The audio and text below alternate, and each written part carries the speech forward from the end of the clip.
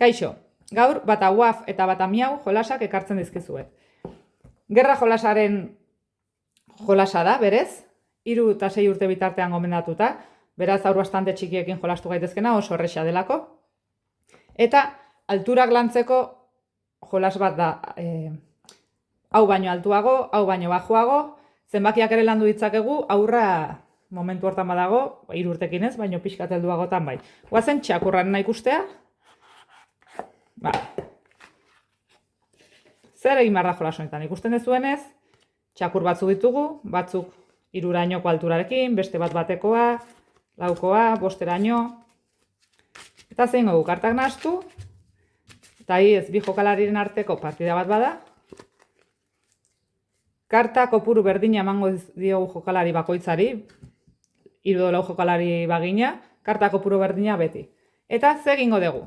Karta bat aterako dugu.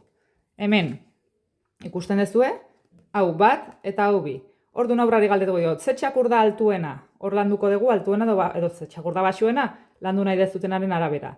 Hau, karta hau, bi kartak jokalari horrentzat izango lirateke. Zenbakiak landu nahi baituzue, 2 eta bat, ze zenbaki da handiena, eta horrela. Jarraituko genuke. Kasu honetan, 4 eta 3 honek eramango lituzkere. Hemen oso argi dago. Hemen ere, altuen hau da. Hemen.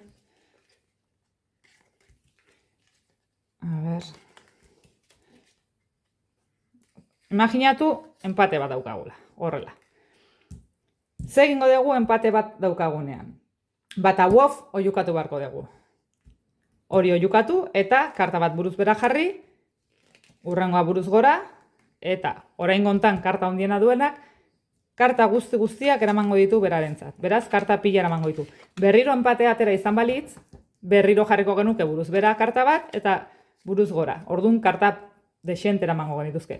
Eta horrela jarraituko genuke, 2 jokalarietako batek, edo 3 edo 4 zaudetenak, karta guztiak lortu arte. Guztiak.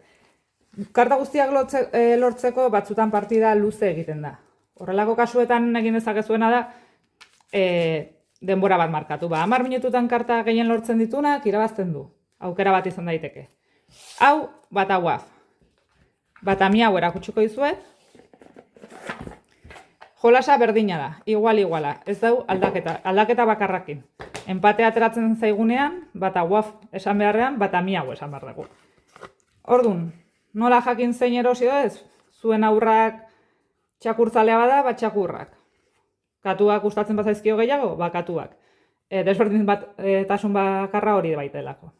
Beraz, badakizu, oso jolas egokia, ume oso txikikin mai jolasak lantzeko. Jolastu, probatu eta gozatu.